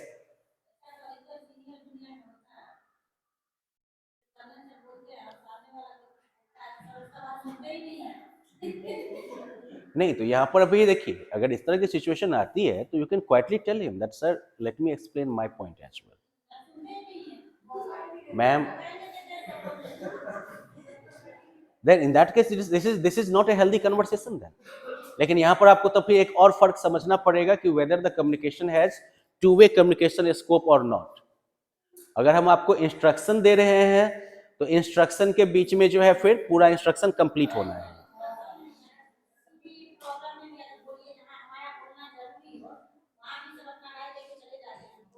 हाँ नहीं, तो ऐसे केस में जो राय दे के जब जाने लगते हैं तो उनको जरूर आप पॉज करवाइए कि सर हमारी भी ये बात सुन लीजिए। बात समझे कि नहीं? सॉरी,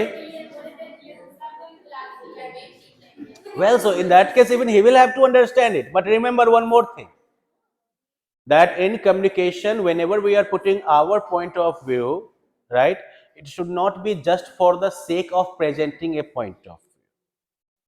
बात समझ गए? एक और कम्युनिकेशन पर थोड़ा सा एक और चर्चा हम लोग कर लेते हैं कि कम्युनिकेशन में एक पहला जो चीज होता है कई बार कि मधुप्रिया मैम ने बोलना शुरू किया, मुझे पता है कि मधुप्रिया मैम जो कह रही हैं वो मेरे कही गए बात से जो है डिफरेंट होने वाला है। होता है ऐसा नहीं? आपका पहला दिमाग किस चीज पर जाता है? क्या आप उस हर एक शब्द पर ध्यान देते हैं या किस चीज पर ध्यान ज्यादा देते हैं आप? ऑब्जेक्शनेबल पॉइंट कौन कौन सा है और इस पर हमको जवाब क्या देना है? होता है ये ज्यादा ह्यूमन कन्वर्सेशन में ये प्रॉब्लम आती है कि अगला कुछ बोला उससे पहले हम जो है सोचने में लग जाते हैं कि कौन कौन सा पॉइंट हमको पकड़ना है और हमको क्या जवाब देना है। So you are not actually listening, you are reacting in that conversation. तो ये चीज को अभी जो है हमें सेल्फ कॉन्शियसली ध्यान रखना चाहिए। बात समझे कि नहीं? हम बार बार आपको क्या बता रहे हैं कि रिलेशन हो, कोई भी रिलेशन जो है वो स्टैटिक नहीं है। हर एक रिलेशन एक डायनेमिक एंटिटी है जो कि इवॉल्व होता रहता है। यानी कि सब जितने भी पार्टिसिपेंट हैं इसमें सब वर्क इन प्रोग्रेस है। बात समझे कि नहीं?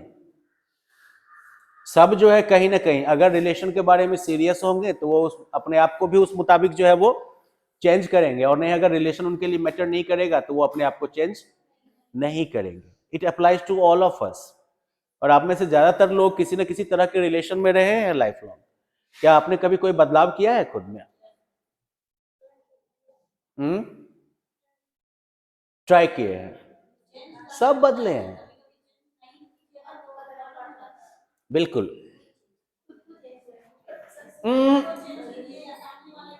नहीं देखिए, तो यहीं पर एक बात आ जाती है कि like if that change is happening without making you feel humiliated, without making you feel undermined, बिल्कुल। अब वैसे मान लीजिए कि मेरे पिताजी के साथ मेरा रिलेशन है और वहां पर मेरे पिताजी जो है वो कुछ मुझे कहते हैं, है ना, जो हो सकता है कि मेरे पॉइंट ऑफ व्यू से 100% मैच नहीं करता हो। ऐसे में जो है हम उनकी बात को जो है थोड़ा सा रुक के सोचने समझने की कोशिश जरूर करेंगे। किसी दोस्त के साथ ऐसा ना करें, लेकिन पिताजी अगर बोलेंगे तो हमको वहां पर थोड़ी देर तो सोचना पड़ेगा। समझना पड़ेगा, उनके नजरिए को जानने की कोशिश करनी होगी कि बोले हैं तो क्यों बोले हैं। उसके बाद भी अगर मुझे प्रॉब्लम नजर आएगी तो हम उनको असर्टिवली बोलेंगे कि नहीं ये होना चाहिए, ये मेरी सलाह है। तो यहां पर हम एक्स्ट्रा एफर्ट दे रहे हैं कि नहीं दे रहे हैं? क्यों दे रहे हैं? क्योंकि वही जो 3 ठो पिक किए थे कि कौन रिलेशन सबसे ज्यादा इंपॉर्टेंट है, तो उसमें हमको एक्स्ट्रा एफर्ट देना पड़ेगा कि उसमें जो है हमारा कम्युनिकेशन ब्रेकडाउन ना हो। नहीं तो फिर हमारे जीवन पर जो है उसका भी नेगेटिव असर पड़ सकता है कि नहीं। फॉर एग्जाम्पल हम सभी के लाइफ में जो पेरेंटल फिगर होते हैं, जैसे कि सरिता मैम ने क्या किया है, अभी जब 3 चुनने की बारी आई तो मदर फादर को चूज कर लिया, इन लॉज को साइड कर दिया, वो तो गिवन है। नहीं बिल्कुल ma'am, I totally agree with you कि मदर फादर कभी भी, उसमें तो लिखा ही हुआ है ना इन लॉ, तो वो कानूनी रूप से है, ये तो बायोलॉजिकल है ना। तो उनके साथ जो रिलेशन होगा वो आपका पहला प्रायोरिटी जरूर रहेगा। This is something all of us understand at some level. तो वहां पर हमको ज्यादा एफर्ट देना पड़ेगा, है कि नहीं। अब जो मैरिटल रिलेशन में है तो वहां पर भी जो है उनको ज्यादा एफर्ट देना पड़ेगा। दोस्त आपका बात नहीं समझे, दोस्ती खत्म कर दीजिएगा, बात नहीं करिएगा, है कि नहीं। परिवार में जो बात खत्म कर दीजिएगा तो क्या सब होगा, समझते हैं कि नहीं। तांडव शुरू हो जाएगा। तो इसलिए जो है लाइफ में जब भी रिलेशंस की अगर हम बात करें तो हमें ये भी जो है एहसास होना चाहिए कि अगर आपको लग रहा है, देखिए कभी कभी ये भी होता है कि कुछ रिलेशन जो होता है हमारा वो बढ़िया चल रहा होता है और फिर उसमें कुछ जो है अनहेल्दी सिम्टम्स जो है वो आने लगते हैं। तो जो वो अनहेल्दी सिम्टम्स आने लगते हैं उसको भी हमें क्या करना पड़ेगा, सुधारने की कोशिश करनी पड़ेगी। अब इसे मान लीजिए कि फादर सन का ही रिलेशन है, अब फादर सन के रिलेशन में जो है अब धीरे धीरे क्या हो गया, तो सन जो है वो रेबेलियस हो गया है। बेटा जो है अब माँ या बाप की बात जो है वो ज्यादा अब नहीं सुनता है, पहले सुनता था, अब जो है वो नहीं सुन रहा है। तो अब क्या हो रहा है, ये रिलेशन हेल्दी से किधर जा रहा है। अब पापा जो है बोलेंगे था इससे बातें करना बेकार है, जाने दो जो होगा देखेगा अपना ये। अब बेटा बोलेगा कि नहीं इनको समझाना बेकार है, तो कुछ समझते ही नहीं है, हेल्दी से अनहेल्दी हो गया रिलेशन में। तब ऐसे केस में भी जो है ध्यान किस चीज पर देना है हमको, कम्युनिकेशन पे, एम्पैथी पे। जैसे कि हमारे यहाँ बहुत पहले कहा जाता था ना कि जब बच्चा का जो है जूता आपके जूता के साइज के बराबर हो जाए तो उसको क्या समझना है, दोस्त समझना है। यही चीज होता है कि आपको कहीं ना कहीं रिलेशन में अपने एटीट्यूड को, नजरिए को जो है बदलना पड़ता है, और ये बेहद जरूरी चीज है। और यही चीज जो है हमको बच्चों को भी समझाना पड़ेगा, खास करके जो अनहेल्दी रिलेशंस के जो डायनेमिक्स थे। यहाँ पर कुछ जो आपको एग्जांपल दिया गया था, ये कुछ ऐसी चीजें हैं जिनको कि हम स्टोरी टेलिंग के माध्यम से या फिर जो है रोल प्ले वगैरह के माध्यम से बच्चों को भी जरूर समझा दें। क्योंकि देखिए बच्चा जो होता है वो रिलेशनशिप के इतनी कॉम्प्लेक्सिटीज को नहीं समझता है, क्योंकि अभी तक लाइफ में उसका बहुत लिमिटेड ही रिलेशन बना ही है, और रिलेशन का क्या सिग्निफिकेंस है, क्या इन्फ्लुएंस है, वो बच्चा नहीं जानता है। तो ऐसे में एज ए टीचर हमारे पास ज्यादा एक्सपीरियंस है, तो हम जो है इन मैसेजेस को कैसे उन बच्चों के मन में सेट करें, ये भी हमारा प्रयास रहना चाहिए। और खास करके जो हमारे स्कूल में हेल्थ एंड वेलनेस को चलाने के लिए जिम्मेदार होंगे टीचर्स, उनका तो खास रूप से ये काम होगा कि हम इस तरह की जो है स्टोरीज का कलेक्शन तैयार करें। आप में से किसी ने पंचतंत्र वगैरह पढ़ा है, पंचतंत्र हितोपदेश सबको देखिए ना, स्टोरी टेलिंग के माध्यम से ही वो आपको सभी रिलेशनशिप के बारे में ही बता रहा है, सबका सब रिलेशनशिप पर ही बेस्ड है। कैसा दोस्त होना चाहिए, कैसा दोस्त नहीं होना चाहिए, भाई के साथ आपका क्या व्यवहार रहना चाहिए, परिवार में आपका क्या व्यवहार रहना चाहिए, यही ना बताई गई है। तो हम लोग जो है अपने इनिशिएटिव में इसी तरह से स्टोरी टेलिंग वगैरह के माध्यम से, रोल प्ले वगैरह के माध्यम से जो है इन मैसेजेस को बच्चों तक जो है पहुंचा सकते हैं। अब यहां पर हम थोड़ा सा तेजी में जो है फास्ट फॉरवर्ड करेंगे कि अभी तक आप में से किस किस का अपने रिलेशंस में झगड़ा हुआ है। कोई आदमी है जो अपना सबसे मेमोरेबल झगड़ा शेयर करना चाहे? कोई नहीं। मधुप्रिया मैम का हाथ उठा हुआ है क्या मैम? अच्छा, छोटा मोटा होता रहता है। चलिए कोई एक वाकया बताइए। हमको याद रहता है, बाहर निकलते हैं उसके बाद फिर घर आते हैं तो भूल जाते हैं। आपको याद रहता है? हमको याद रहता है। चलिए कोई एक वाकया बताइए, तो क्या हुआ था एंड उसका? सर कभी भी अधिकतर कभी भी कुछ भी बात पे होता है तो इनको घर से जब काम के लिए निकलते हैं उसके बाद जब आते हैं तो उनको फिर याद नहीं रहता है कि लड़ाई भी हुआ। मैम ये आपको लगता होगा, नहीं सर, वो भूल जाते हैं, मतलब उतना ध्यान नहीं देते। मैं क्या कह रहा हूँ, आप अपने पर्सपेक्टिव से सोच रही हैं, मैं अपने पर्सपेक्टिव से बोल रहा हूँ। उनको बढ़िया से पता था या याद है कि क्या हुआ था, लेकिन उनको पता है ये भी कि अगर अब हम याद रखेंगे दोबारा तो खाना भी नहीं मिलेगा। समझे कि नहीं? पूछिए तो ऐसा फील नहीं होगा कि अभी लड़ के गए थे। हाँ। ये अपने एक्सपीरियंस महाभारत शुरू हो जाएगा ना। ये देखिए मैम को बढ़िया से पता है what she is capable of, है कि नहीं? भूल जाओ बेटा, भूल जाओ, कुछ ऐसा हुआ भी था, दोबारा अगर याद किए तो देख लेंगे। Yes sir. सर किसका जो है लड़ाई शेयर करना है? कोई भी। मेरा फ्रेंड के साथ जो है एक बार लड़ाई हुई थी। उसका कारण ये था कि हम दोनों एब्सेंट थे, वो बिना किसी मतलब रीजन के। हाँ हाँ। तो उस पे हमारे जो क्लास टीचर थे वो दोनों, हम दोनों को खड़ा कर पाए, तो वो मेरे को देखकर हंसने लगा, तो मेरे को भी हंसी आ जाती, मेरे को जितना वो परिस करते उतना वो हंसता और मुझे भी हंसी लग जाती। तो उन क्लास टीचर को इस बात का गुस्सा था कि इसको मार रहा हूँ, इसको ये पनिश कर रहा हूँ, फिर भी जो है इसको गुस्सा जो है हंसे जा रहा है। उसके बाद से फिर जब वो छुट्टी होने के बाद रास्ते में मिला तो फिर हम दोनों की खूब लड़ाई। अच्छा, लड़ाई हो गई? नहीं भयानक वाला? नहीं भयानक वाला नहीं, फिर भी हुआ वो। गुस्सा उसा चला कि नहीं? हाँ गुस्सा उसा। अरे वाह, चलिए। तो अमन सर भी कभी सन्नी देओल थे, ये नई फिल्म का टाइटल होगा ये। नहीं, अब 2.5 किलो का हाथ ज्यादा नहीं चलाते हैं अमन सर, है कि नहीं? एक बार उठाए है? एक पाव का है? अरे मुमताज सर ऐसे मत करिए।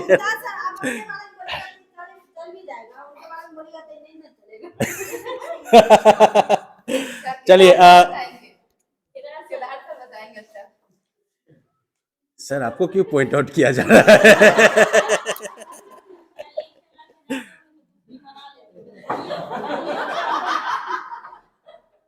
और कभी आपको ये नहीं लगता है कि इंडिया अलायंस बन सकता है उधर भी? जदयू आरजेडी दोनों मिलके अगर विरोध कर दे तब क्या होगा? सरकार ही चली जाएगी। एक ही पक्ष को मत देखिए, है ना? खैर चलिए, तो देखिए रिलेशन, कॉन्फ्लिक्ट जो है वो हर एक रिलेशन में होता है। कॉन्फ्लिक्ट का मतलब ये नहीं कि एक्शन ही शुरू हो जाए, है ना? कॉन्फ्लिक्ट जो है वो वर्बल हो सकता है, कॉन्फ्लिक्ट जो है वो इमोशनल हो सकता है, बोलना भूकना बंद हो गया, है कि नहीं? अब कॉन्फ्लिक्ट के सिचुएशन में देखिए क्या होता है कि जैसे मान लीजिए कि आपका कोई दोस्त है, उसके साथ आपका जो है अंडरस्टैंडिंग नहीं हुआ, या फिर फैमिली में ही कभी अगर इस तरह का कॉन्फ्लिक्ट होता है, तो एक सिचुएशन तो ये होता है कि बोलना भूकना बंद। या फिर मान लीजिए कि आप इस रूम में हैं तो हम उस रूम में चले गए, वो उस रूम में है तो हम तीसरे रूम में चले गए, और जब कोई जगह नहीं बचा तो छत पर चले गए। Basically you avoid the other person, है ना? कि ना मुंह देखेंगे ना और गुस्सा आएगा, गुस्सा है लेकिन अंदर में। That is one. दूसरा हो गया एक्सप्लोड वाला। एक्सप्लोड में क्या होता है कि गुस्सा आया तो एकदम से भड़क पड़े, एकदम से कि आवाज जो निकलेगी तो दूर तलक जाएगी, है कि नहीं? अड़ोसी पड़ोसी सब भी जो है वो, अच्छा हाँ चलिए, मजा आता होगा तो मजा लेंगे, है कि नहीं? ये भी हो सकता है कि अड़ोस पड़ोसी वाकई शुभ चिंतक हो, छुड़ाने भी आ सकते हैं।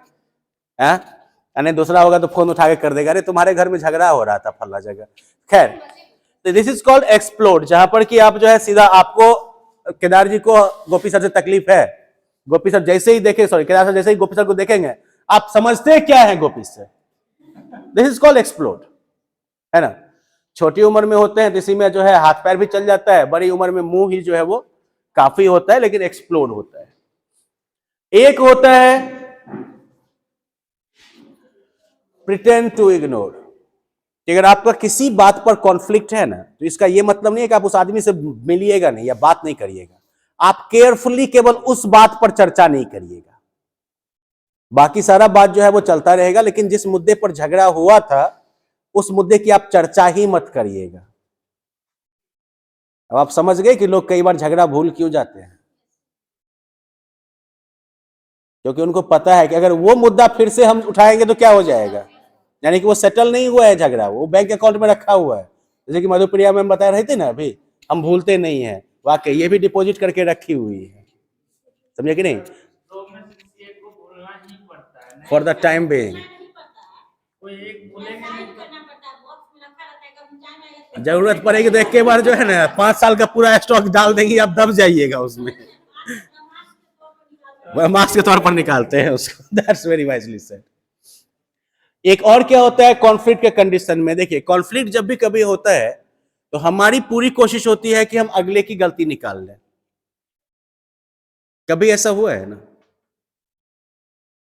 अगर हमारे आपके बीच में ही इंटरेक्शन होगा तो हमारी पूरी कोशिश होगी कि हम गलती आपको साबित कर दें, आपकी कोशिश होगी कि हम इसको गलत साबित कर दें। यही ना होता है ज्यादातर कॉन्फ्लिक्ट में, नहीं गलती साबित करने पर नहीं जाती हैं आप, प्लीज। अगर मेरा कहाँ गलती है वो हम जाने, हाँ, ताकि हम सुधार कर सके और सामने वाला का भी देखें तो कम्युनिकेशन इससे सुधर सकता है। अगर अगला ना समझे तो, ना समझे तो बात क्योंकि करना जरूरी ही तो छोड़ नहीं है कि देंगे। अगला भी आपके ही ब्रेन का फोटोकॉपी हो, बात करना ही छोड़ देंगे। बात करना ही छोड़ देंगे उसके बाद, है कि नहीं। चलिए जहां पर ऑप्शन होगा वहां पर आप छोड़ सकती है, बाकी केसेस में ये पॉसिबल नहीं होता है। लेकिन एक चीज होता है कि कई बार जो है हम लोग अटैक मोड में चले जाते हैं कि जब भी मिलेगा तो हम सीधा उसका गलती दिखाना है हमको, ये हमारी कोई गलती नहीं है, जो भी गलती है वो किसकी है, आपकी गलती है। और अगला का भी पूरा प्रयास क्या रहेगा कि नहीं 100% तो कम से कम 95% तो गलती अगला का साबित कर ही दें हम, और भले अगला माने या नहीं माने, हमने अपने कोर्ट में जो है उसको गिल्टी साबित कर दिया है। सवाल यहां पर यही उठता है कि आप गलती किए हैं कि नहीं किए हैं, ये जज कौन करेगा। यहीं पर बड़ी बात आती है।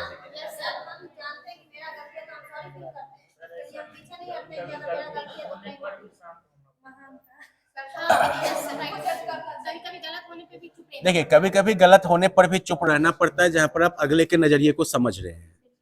देखिए पहला चीज क्या है कि अब जैसे मान लीजिए यहां से आप देख रहे हैं ग्लास साफ है ना, हमारा नजर ऊपर से जा रहा है, हम देख रहे हैं ग्लास गंदा है। तो ग्लास साफ है कि गंदा है, ये किसके, आपके लिए अलग हुआ ये, और मेरे लिए जो है रियलिटी जो है वो अलग हुई। इसीलिए मैंने कहा कि हम खुद से सब कुछ जज नहीं कर सकते कि क्या सही है और क्या गलत है। दूसरों के नजरिए को भी जो है हमको थोड़ा सा स्पेस देना पड़ता है, और उसका तरीका क्या होता है, डायलॉग, बात करिए। ये भी हो सकता है कि आप भी सही हैं वो भी सही है, हो सकता है कि आप ज्यादा सही हैं वो जो है कम सही है। अब यहाँ पर जो है क्रिकेट मैच नहीं है कि एक रन भी ज्यादा बना दिया तो ट्रॉफी दे देंगे, समझे कि नहीं। यहाँ पर इवेंचुअली मैच को ड्रॉ होना है और ट्रॉफी बटनी है, because we are talking about relationship, right, we are not talking about a match. तो यहाँ पर एक आइडियल क्या होता है कि बात करिए, सॉल्यूशन निकालिए। तुम भी गलत थे, हम भी गलत थे, चलो थोड़ा थोड़ा मान लेते हैं, है कि नहीं। नहीं तो मान लीजिए कि जैसे मैम है तो मैम बोलेगी कोई बात नहीं, एक काम करो तुम 80% मानो तुम्हारी गलती थी, हम 20% मान लेते हैं।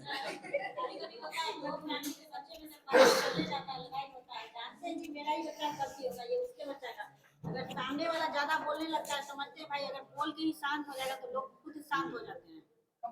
बिल्कुल एक रास्ता निकालते हैं कभी भी कॉन्फ्लिक्ट के। लड़ाई में ये होता है कि मेरा बच्चा भी गलत हुआ है, उनका भी बच्चा गलत है, अब उनके झगड़े को लेकर अगर हम लड़ने लगे तो ये गलत बात है। बिल्कुल बिल्कुल। देखिए मुद्दा मेन ये हो गया कि किसी भी रिलेशनशिप में कॉन्फ्लिक्ट होना जो है वो आम बात है। अगर किसी रिलेशन में कॉन्फ्लिक्ट नहीं हुआ मतलब ये कि उस रिलेशन में इंसान नहीं है, क्योंकि इंसान अगर होंगे तो डिफरेंट होंगे ही, डिफरेंट होंगे अगर तो कहीं ना कहीं difference of opinion, difference of interest जो है वो आएगा ही। वो अगर होगा तो कॉन्फ्लिक्ट तो होगा ही। That's like a universal truth about any human relationship. लेकिन अगर जब वो कॉन्फ्लिक्ट होगा तो what should be the approach, और अप्रोच एक ही है कि बात करके उसका समाधान ढूंढना है।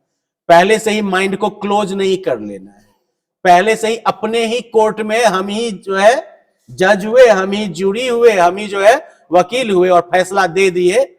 Not that Sunny Deol style, it should be a dialogic process कि भाई बात करिए। और हाँ, यहां पर दोनों पार्टी या दोनों जो इन्वॉल्व होंगे ग्रुप्स, दोनों के लिए ये रिक्वायरमेंट होगी that sit with an open mind. और जैसा कि मैंने पहले कहा कि सीधा जो है हमको अटैक मोड में नहीं जाना है, सीधा हमको जो है इस मोड में नहीं चले जाना है कि भाई किसकी गलती थी या मेरी गलती नहीं थी, तुम्हारी गलती थी, तुम्हारी गलती नहीं थी, किसी और की गलती थी। इस मोड में नहीं जाना है, ओपन होना है आपको। एक देखिए, कोई भी रिलेशन में एक चीज जान के रखिए, इंसान के लिए सबसे मुश्किल बात पता है क्या है? अपना गलती देखना। बहुत मुश्किल है ये। कितना भी हम लोग जो है सरफेस पर बोल दें, अपने मन में तो आप एहसास कर सकते हैं, लेकिन वो भी बड़ा मुश्किल से आएगा। अपने मन में भी आप अपने हर एक एक्शन, हर एक चॉइस का जस्टिफिकेशन खोजते हैं। दूसरे के सामने में तो एक स्वीकार करना और बड़ा मुश्किल चीज है। तो जब तक आप इस चीज के लिए ओपन नहीं होंगे that even I can be wrong, तब तक जो है कम्युनिकेशन पॉसिबल होगा। और जब कम्युनिकेशन नहीं होगा तो कॉन्फ्लिक्ट रिजोल्यूशन भी जो है वो पॉसिबल नहीं है। रिलेशन आपका जो है अब डैमेज हो गया। वो हो सकता है कि आपकी अभी भी बातचीत होती रहे, लेकिन इसके बावजूद कहीं ना कहीं जो है वो कसक आपके अंदर रहेगी। और इस तरह के डिसफंक्शनल रिलेशंस आपको बहुत सारे मिलेंगे। कभी सर ऐसा भी होता है कि अपना गलती को हम समझ भी नहीं पाते, दूसरे हमारी गलती को समझ रहे हैं। हाँ, तो जब वो ये सोच रहे होते हैं कि हम तो कुछ गलती की ही नहीं, फिर दूसरा ऐसा। बिल्कुल, तो जब बात होगी, डिस्कशन होगा, तभी ना ये चीज साबित हो पाए, समझ पाएंगे आप। और जब आप ओपन माइंड जाएंगे तभी आप समझ पाएंगे। अगर आपका मन ऑलरेडी उसके अगेंस्ट आर्ग्यूमेंट से भरा हुआ है, तो वो अगर कुछ समझाना भी चाहे तो आप समझ पाइएगा इस चीज को? नहीं हो पाता है। तो देखिए, relationship is very like delicate thing. तो देखिए, नॉर्मली जो है यहाँ पर कॉन्फ्लिक्ट रिजोल्यूशन का क्या स्टेप होना है, ऑब्जर्व करिए, सुनिए ध्यान से, और बीच में जो होता है एक्नॉलेज करना, yes please go on, alright. अगर आपको कोई चीज नहीं समझ में आया, या फिर मान लीजिए कि आपको क्या समझ में आया उनकी कही बात का मतलब, तो आप उसको दोबारा जो है अपने शब्दों में बोल के और ये कंफर्मेशन ले लें कि हाँ भाई यही चीज आप कहना चाह रहे हैं। That's clarify. अगर कुछ नहीं समझ में आया तो अच्छा आप ऐसा कहना चाह रहे हैं क्या, आपका ये मतलब है, चलिए क्लैरिफाई हो गया, फिर आप कम्युनिकेट करिए। ठीक है, अब आपका क्या इसके बारे में कहना है, ये आप भी कम्युनिकेट करिएगा। ये नहीं कि केवल अगला का सारा बात सुन लिए, आपका भी अपना कुछ होगा इस पे ओपिनियन, कुछ आपका भी व्यू पॉइंट होगा, वो आप शेयर करिए। फाइनली आपको कहां पहुंचना है? कॉन्सेंसस। कॉन्सेंसस का मतलब क्या हो गया? एक सहमति, एक कॉमन ग्राउंड जो है आपको यहां पर ढूंढना होगा। कॉमन ग्राउंड ढूंढ लिए तो अब क्या हमको रेमेडियल एक्शन लेना है। अब इसे मान लीजिए कि अब हमारा इस बात पर कॉन्फ्लिक्ट हो गया कि हम लेट से पहुंचते हैं, है कि नहीं, और हमको जो है इस बात का तकलीफ है कि जब हम पहुंचते हैं तो खाना हमको जो है वो लहरले मिलता है। अब इसमें जो कॉन्सेंसस होगा कहीं ना कहीं हमको बिल्ड करना पड़ेगा। अब उस पर कुछ एक्शन भी हमको लेना होगा। अब जब आप उस हिसाब से एक्शन लीजिएगा, रिलेशन के लिए जो एफर्ट करना है वो करिएगा, तो इवेंचुअली क्या होगा, आपका रिलेशन जो है वो फिर से बिल्ड होना शुरू होगा। आपका रिलेशन जो है वो नॉर्मल स्मूथ चलेगा। और नहीं तो चलिए भाई ले लाठी, लड़ते रहिए तब फिर, क्योंकि यस बिल्कुल रिलेशन जो है तब आपका वो अनहेल्दी हो जाएगा। तो एक बार जो है मैं क्विकली पूरे इस सेशन को रिकैप कर देता हूं कि इस सेशन में हम लोगों ने ये देखा कि first of all we have a number of relations in our lives and all these relations are predicated on like understanding of emotions. जब तक हम एक दूसरे के इमोशंस को नहीं समझ पाएंगे तब तक जो है रिलेशन मेंटेन करना जो है वो बहुत ही ट्रिकी चीज है। प्रॉपरली रिलेशन को मैनेज करने के लिए we should develop this quality of empathy. इससे जो है रिलेशन में कॉन्फ्लिक्ट पैदा होने का चांस ही बहुत कम हो जाता है। Relation is a dynamic entity. Relation जो है वो आपका उसके मायने या उसके दायरे जो है वो बदलते रहते हैं। रिलेशंस जो होते हैं उनमें आपको प्रायोरिटाइज करने की जरूरत पड़ती है कि अगर मान लीजिए जो आपका सबसे ज्यादा प्रायोरिटी वाला रिलेशन होगा उस पर आपको ज्यादा एफर्ट इन्वेस्ट करना होगा। जो रिलेशंस मान लीजिए कि प्रायोरिटी लेवल पर थोड़े नीचे है उसके लिए हम थोड़ा सा कम एफर्ट भी जो है वो लगा सकते हैं और उसमें दूसरे का भी एक्सपेक्टेशन जो होगा वो थोड़ा लिमिटेड ही होगा। राइट, आगे हमने ये देखा कि रिलेशन जो है वो हेल्दी होगा या फिर रिलेशन क्या हो जाएगा, अनहेल्दी हो जाता है। अगर अनहेल्दी रिलेशन में हम होते हैं तो यहां पर कहीं ना कहीं हमको जो है असर्टिवली बात करने की जरूरत होती है। यह अनहेल्दी रिलेशन कैसा हो सकता है? जहां पर हमारे व्यूज या ओपिनियन की वैल्यू ना हो, अनहेल्दी रिलेशन ऐसा हो सकता है जो कि हमें गलत चीजें सिखाए। फॉर एग्जाम्पल, मेरा कोई दोस्त है वैसे करके सुट्टा मारता है और हाथ में पकड़ा दिया, ले भाई तू भी खींच ले 2 बार, ज्यादा स्मार्ट लगेगा, है कि नहीं? तो ये भी जो है मुझे समझना पड़ेगा कि अगर कोई मेरा दोस्त मुझे कुछ गलत सिखा रहा है तो वो भी क्या है, अनहेल्दी रिलेशन है। अब उसके साथ दोस्ती खत्म करने की जरूरत नहीं है, लेकिन उसको असर्टिवली ये भी बताने की जरूरत है that this is wrong, this is not going to work with me, I don't like it, right? तो ये चीज भी जो है वो क्लियरली होना चाहिए। और साथ में हमने ये देखा कि इसके बावजूद रिलेशंस में कॉन्फ्लिक्ट्स पैदा हो सकते हैं, and in the situation of those conflicts what we have to do, हमें जो है इस स्टेप को फॉलो करना है कि भाई ऑब्जर्व करिए, सुनिए बढ़िया से, लिसन करिए, अगर कहीं मिसअंडरस्टैंडिंग हो तो क्लैरिफाई करने के लिए उनसे कहिए, आपका जो व्यू है वो भी आप कम्युनिकेट करिए, एक कंसेंसस बिल्ड करिए, एक सहमति जो है आप तैयार करिए, जो भी आपको एक्शन लेने की जरूरत है वो एक्शन आप लीजिए। अब ये नहीं कि आप अपने में कोई बदलाव नहीं करेंगे, जो रिक्वायरमेंट होगी वो बदलाव जो है वो अपने आप में करिए, और यहां से आपका नया जो है रिलेशनशिप जो होगा वो आपका बिल्ड होना शुरू होगा। So that brings us to the end of this module.